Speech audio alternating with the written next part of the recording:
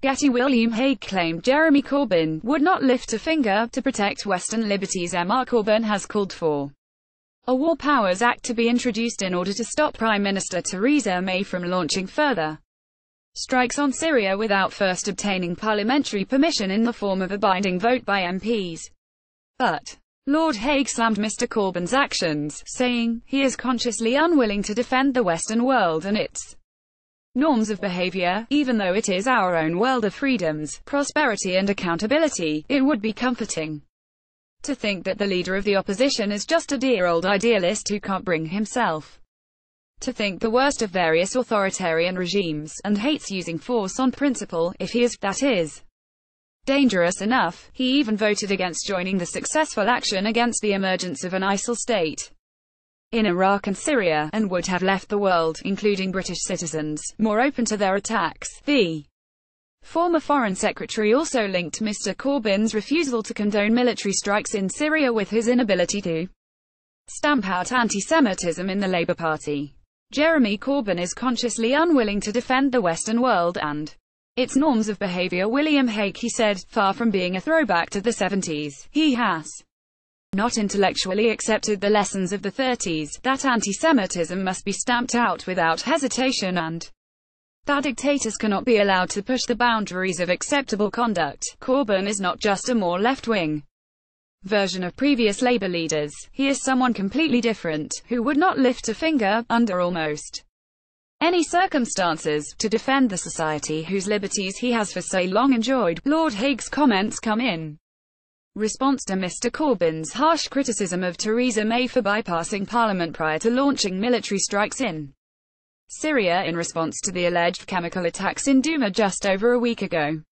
Mr Corbyn commented on the issue, saying, I think Parliament should have a say in this, and I think the Prime Minister could have quite easily done that. I think what we need in this country is something more robust, like a War Powers Act, so governments to get held to account by Parliament for what they do in our name. But the former Conservative Party leader slammed Mr Corbyn's proposal, saying that introducing a War Powers Act is simply not practical, while Lord Hague acknowledges that he himself called for such an act while working as Foreign Secretary. He notes that he later came to the reluctant conclusion that obtaining parliamentary approval in all scenarios was simply not viable. Commenting on the issue, he said, it is easy to decide that a full-scale assault on another country, like the invasion of Iraq, requires a parliamentary vote. However, he stressed that in many scenarios the situation is not so clear, adding, the trouble is the many and unpredictable grey areas in between. What about the moments when acting with our allies requires an immediate decision?